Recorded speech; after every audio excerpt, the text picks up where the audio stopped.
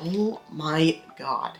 I'm trying to play Cuphead and I cannot get past this tutorial. Games should not be like this. If developers want their games to be good and frankly playable at all, tutorials should not be a second thought. So this is my message to you, Studio MDHR. Listen up, because video games come in all different types and genres. It's what makes the field so interesting. I mean, if every movie was just a musical, kill me. And when people play these games, there sometimes is a general consensus, but it seems these days you have more people saying these hot takes that are most certainly rage bait. Like, who are we fooling here? And yeah, people don't like some games. That makes sense. But there's a difference between not liking it and not understanding it. And that is a tutorial's job, to teach the player how the game works and how to play it. And they have got to be good, because it would be a big shame if a player would have enjoyed a game if they knew what they were doing, but due to a lackluster tutorial, they don't. Now, most games that have tutorials have a dedicated area for them, which makes sense. The first game that comes to mind for me is Pizza Tower. Yes, I have played this game a lot, so maybe I am a bit biased, but nonetheless, this is a decent place to start when talking about tutorials. The game starts you out in an empty hallway with only this tutorial door, and when you enter it, there are plenty of signs and NPCs telling you how the game works. It carefully assists you through all of Peppino's moveset for the most part, and I like it for that because it keeps building upon what you know, but it also leaves open discovery for the player because there are techniques that they specifically do not teach you, which in my opinion is the appeal of Pizza Tower. It's easy to learn, but difficult to master. This tutorial sets that up very nicely and even conveys a bit of panic in you when you activate pizza time on your first playthrough, even though the exit door is not far away. Oh, and if you don't know what pizza time is, you just have to go back through the entire level on a timer. But that as well as a setup for how many players would likely feel later in the game during actual pizza time. Now, you cannot skip this tutorial when you start up a new file, which is normally a pretty bad thing, but Pizza Tower actually kind of makes it good? Okay, so again, if you're not a Pizza Tower player, you won't know what this is, so I'll explain it. I already said pizza time is where you rush back to the start of a level. If you replay a level after beating it, you can perform a second pizza time lap, where you get a bunch of extra points if you make it back again. However, if you get through this tutorial in less than a minute 45, you unlock all of the lap 2 portals right away, so there's no need to replay any level in order to do a lap 2. This is such a smart idea, and even if this is easy to do, it raises the stakes a little bit every time you mess the tutorial up on a replaythrough. My only gripe with this tutorial is a small one. It's just that it teaches you this small move where you can jump after a dash, which, you're gonna use this like twice throughout the entire game, and this could have easily been removed, but hey, what can you do? I want to firmly apologize, and I mean firmly apologize. I may have said some bad things about the Pizza Tower tutorial, and I just want everyone to know that the Pizza Tower cast has forgiven me. Say hi. Hi.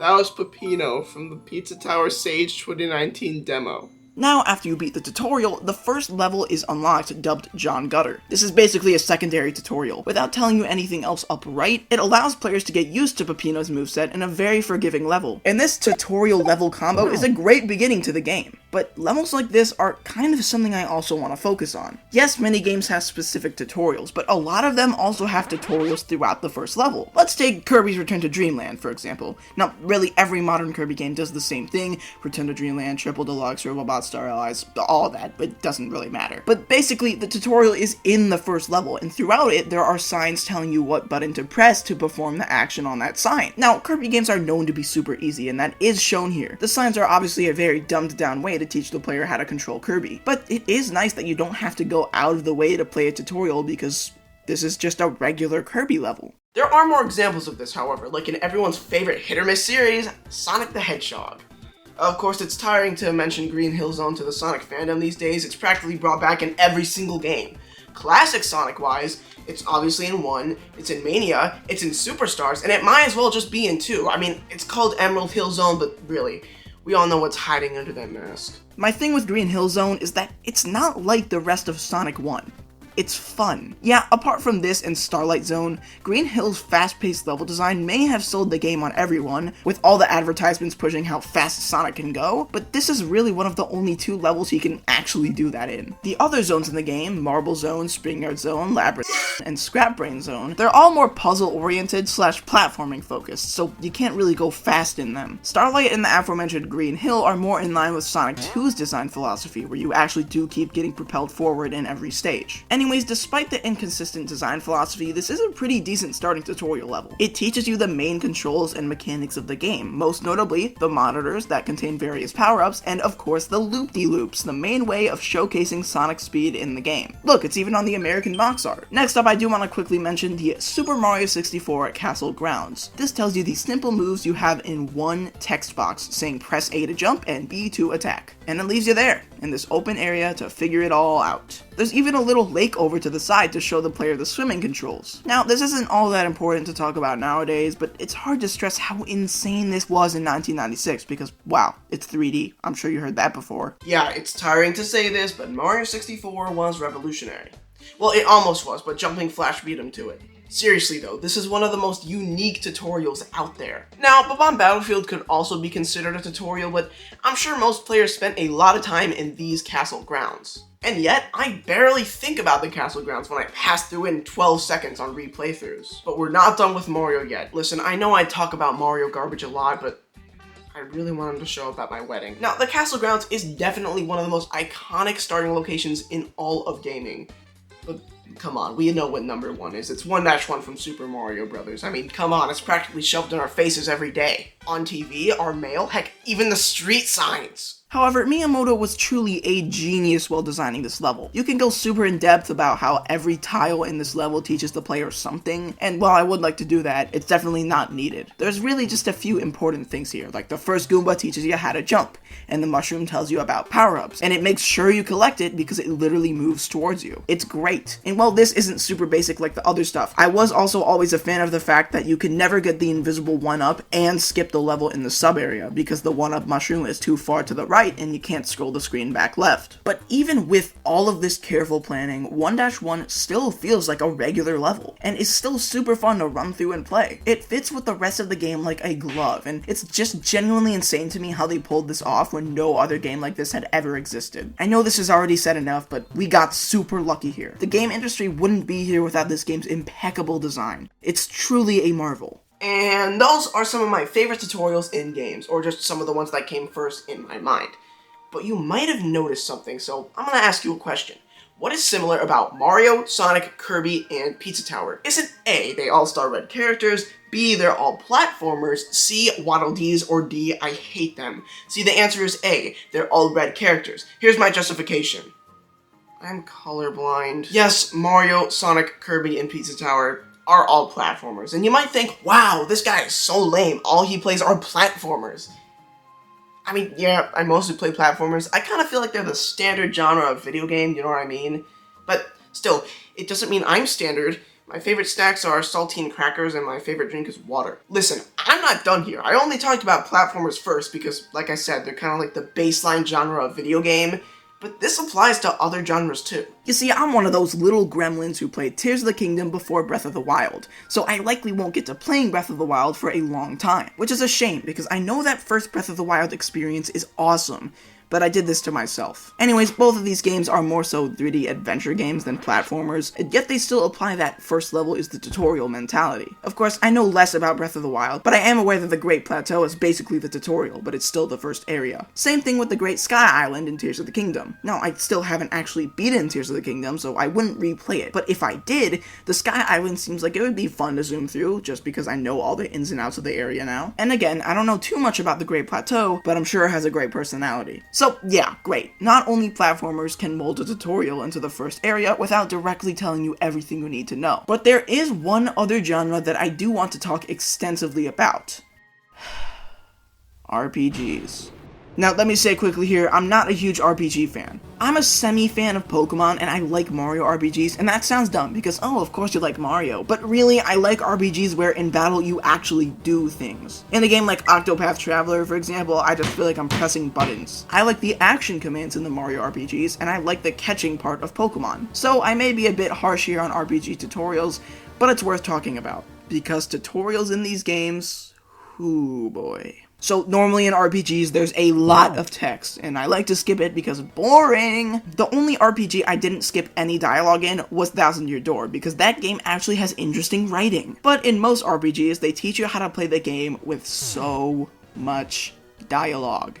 It's very boring and annoying, and can definitely take down the game. For my examples here, I haven't played many RPGs, so I will be using the Mario ones. But that's just as well, because the tutorials are some of the biggest problems in these games. Let's start with Mario & Luigi Dream Team, shall we? Now, I love the Mario & Luigi series. I mean, I've only beaten 2 of the games, but I've dabbled in all of them. Some of these are the best Mario games to exist, but Dream Team is widely known for having so many tutorials, and yeah. Now, Dream Team takes around 30 to 50 hours to complete, and I kid you not, sometimes even around 30 hours in, there are still tutorials. Yet not only in the start of the game are there long and boring tutorials, but 30 hours after. It's really bad. It absolutely destroys the pace of this game, which is unfortunate because the gameplay is fun. I mean, it's Mario and Luigi, but there's no ignoring this problem. And it doesn't stop there. Similar problems arise in Mario and Luigi Brothership. However, they aren't my main problem with the game. The main problem is that overall the game drags on and is too long. Not specifically because of the tutorials. It does drag on tutorial-wise, of course, but only at the beginning. In terms of everything else, it's alright. Definitely is one of the most divisive games I've ever played, and it doesn't help that the game fakes you out of its ending literally like 4 times. As for the other RPGs I've played,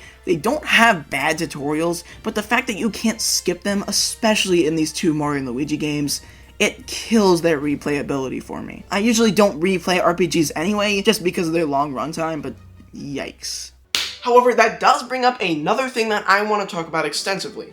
I've talked about it a bit throughout the whole discussion, but it's important when talking about tutorials anyway, so I'm going to talk about it more.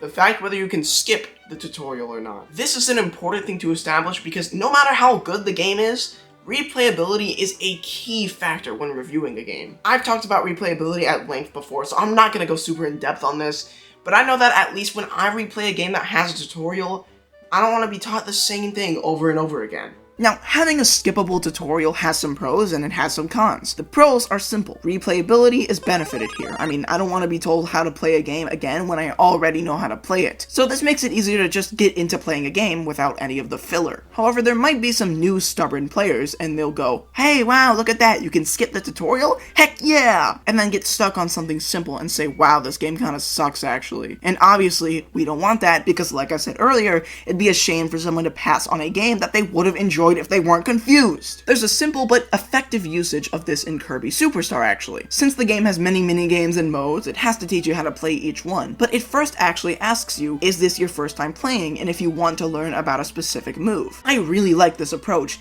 because obviously, as a returning player, it can actually take that into account. My only problem with this is that even if you say no to one of these questions, it still plays a tutorial. It is shorter, but it still plays it, and that's just really weird. But whatever, you can still skip it with the start button. Even though I'm telling you how to improve your tutorial, Studio MDHR, I will say that this is the one thing you actually kinda got right. Your tutorial is skippable, but there's still incentive to play it because of the coin rewarded to you at the end that you could use to buy stuff in the shop.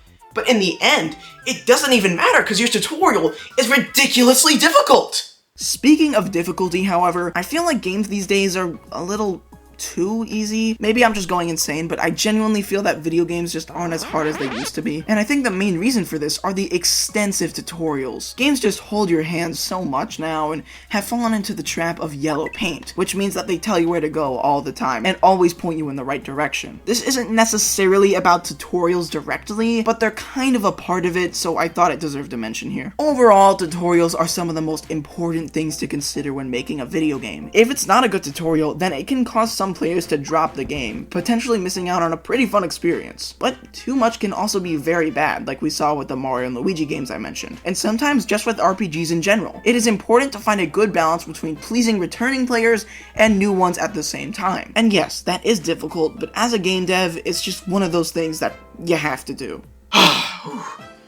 Well, that took a lot out of me. I hope this message actually gets to Studio MDHR because I am decently passionate about this subject. Trust me, if I were to work on a game myself, I would add extensive tutorials. I mean, I don't want players to get confused or do something they're not supposed to do or do something in the wrong order. That would be bad.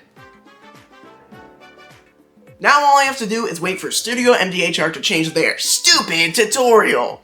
I guess I'll just watch some IGN while I wait. This Cuphead tutorial is so difficult! That's what I'm saying!